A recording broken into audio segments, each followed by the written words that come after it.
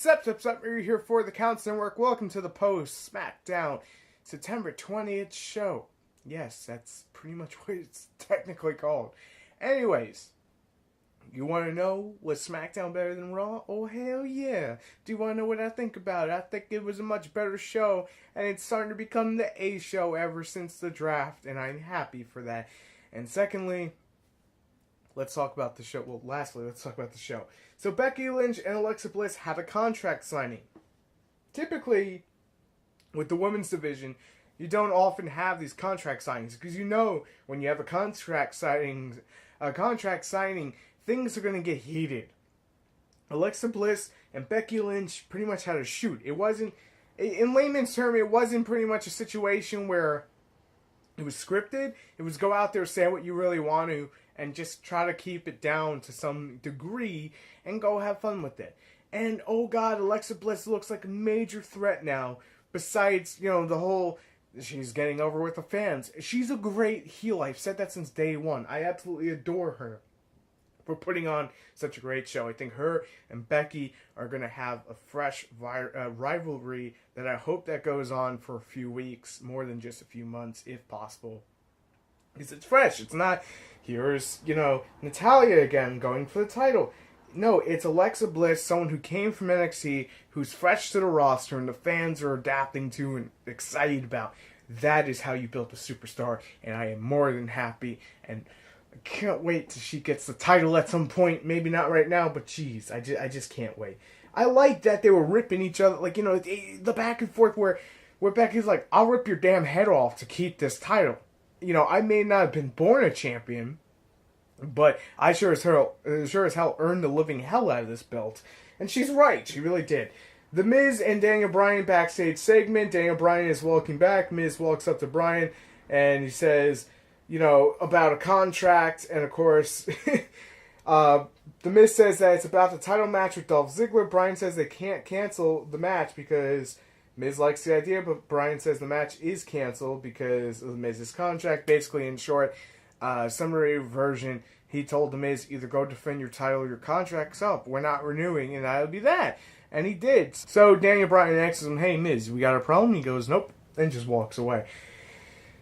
Usos versus American Alpha. Winner will take on Slater Rhino. That's how I'm going to call it. I got kids. I love that team.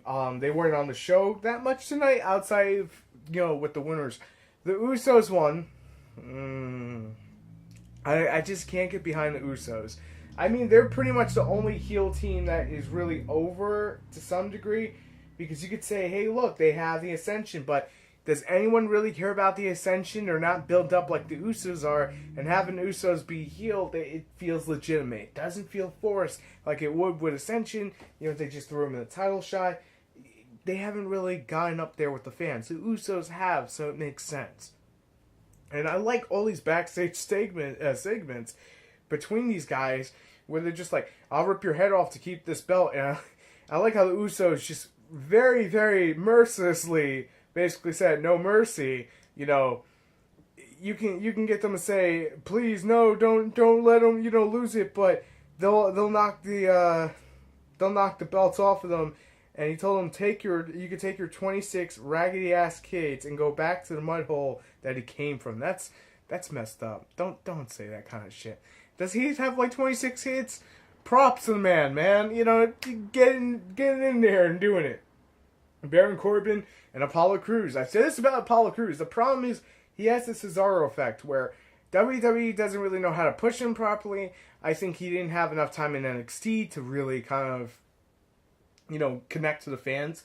Like with Finn Balor, he had 2 years down there. He made NXT to the next level. I was expecting Apollo Crews to do the same thing at some point, but they just kind of scooped him up and put him on the main roster. The guy can work in the ring, but something about his whole package, not the way he presents himself or the way he dresses, none of that. It's more, he's not connecting to the fans, and the fans are not connecting to him, and that needs to be solved ASAP, because otherwise we're going to lose out on amazing talent, and we have a Neville situation, or a Tyler Breeze situation, where you have a great wrestler, but they're really low on the card, and they deserve a higher spot. That's just my 2 cents on it. Call me nuts, I know. So Baron Corbin won the fight. Yay, Baron Corbin. I like the guy, as a heel wrestler. I think he's great at what he does. He makes you hate him. He makes you piss off. You gotta love that. Then we get to the Kurt Hawkins Face the Facts Vigilante promo. This was a good promo. I'm not even gonna lie. I don't even know who the hell Kurt Hawkins is, but now I'm pretty much invested, and now I want to know who he is. Why should I care about him? SmackDown's making me care about him. They're making me want to know. So Naomi and Nikki Bella backstage interview. It's kind of, nah. I mean, I'm glad Nikki's back, but she's not in the title. The whole title thing. I think her and Carmella are going to end up fighting. That's just my opinion. But they went against, I think, Carmella and Natalya. So that's a thing as well. But, Nikki has the glow. Oh my god, I'm sorry, my ribs still hurt from laughing. That was pretty funny. Dolph Ziggler backstage, Renee Young asking about the match with The Miz, how it would be different. It always ends the same and whatnot. Here's the thing. I may not care for these things, these little things, but I'd rather see the wrestlers talk about their matches and build up the match. Otherwise, than seeing the authority figures go, well, tonight, we're bringing you the Cruiserweight Classic. Like, no, just bring me the Cruiserweight Classic. Let the Cruiserweights talk, and you stay behind outside of maybe 2 minutes to 5 minutes of the entire show. That should be it. It's that simple. That's how you would book it. Get rid of the squash matches, too, and we're good to go. I gotta admit, you're good to go at that point. So, The Miz with Maurice versus Dolph Ziggler for the Intercontinental Championship. Woo! What is this, like the third time? But, of course, The Miz retains. I mean, I don't really think there's anyone on the roster, maybe Baron Corbin, but they're not going to do heel versus heel. That is probably going to get put in that No Mercy title shot, so I don't know what to say there. The one thing I will say is I feel like they're going to build Ziggler up. They're going to push him all the way down with all these losses and try to do what they did with Bayley in NXT, where it's the underdog situation and he becomes the true show-off by showing what he can really do in the ring. That's just my opinion on it, and maybe that's where they're going with it, but I'm liking it because, honestly, I don't really see anyone else taking the title off Miz. Maybe Dolph, maybe, like I said, Baron Corbin, but Baron Corbin already said to AJ he wants that title, so I don't think he's going to go for Intercontinental unless they tell him to, needless to say. Randy Orton versus Eric Rowan with Bray Wyatt. I know Luke Harper pretty much got cleared. He was backstage at Raw last night from what I was hearing, but they're not using him. I still feel he should be with Bray, but they're probably going to put him with Braun Strowman to try to, get Braun Strowman out of those squash matches, but I don't really want to talk about Braun Strowman in the squash matches, but Orton versus Eric Rowan was actually a really good match. I like all Randy Orton's matches. I don't think the guy's ever really had a bad match, to be completely honest. And I like that, of course, Randy goes over for this match, making it look more like Bray Wyatt's probably going to lose. And if Bray Wyatt wins at No Mercy, that makes Bray Wyatt look stronger. I hope that feud goes on a while longer, because obviously 2 weeks ago, 3 weeks ago, wherever it was, they couldn't do it because Randy's concussion. They needed him to heal. So hopefully everything goes good this time around. They get the feud going. I really want this shit to get underway because I'm really excited about it. Not that it's bad. Naomi and Nikki Bella versus Carmella and Natalya. Woo, yay. I'm sorry. I wasn't really invested in this match. I mean, I like that Carmella's in the main roster, but I'm so used to seeing her as a babyface, it still throws me off that she's a heel. And that, I feel like she should be with Enzo and Cass doing her thing, but it's whatever. So, of course, Nikki and Natalya started off the match, and Nikki dropped Carmella with a big boot, and Natalya drops Nikki with a vicious forearm. That's vicious forearms. Carmella drags out Nikki out of the ring. Carmella whips Nikki's back into the first barricade, causing a DQ, hence they picked up the win. Like I said, I think they're going to be doing a big rivalry behind it. AJ Styles interview. This is the kind of stuff I like. When you interview the wrestlers, you get what they think about the situation. They build the feuds more. And of course, the John Cena versus Dean Ambrose match. Brilliant as always. But the one thing that kind of threw me off was the finish.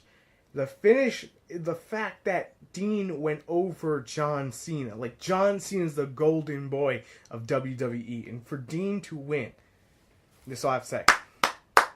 I have no words. It's proper booking. Because the thing is, everyone's going to look at Dean Ambrose and go, oh, you lost to AJ because you weren't a good enough champion. And that's not the situation at all. It's just that I think, and I said this, I believe last night, I mentioned it, and I'll say it again. I think Ambrose works better as a heel than he does as a face. Some wrestlers are just better heels, and some wrestlers are just better faces. Like, Randy can go either which way.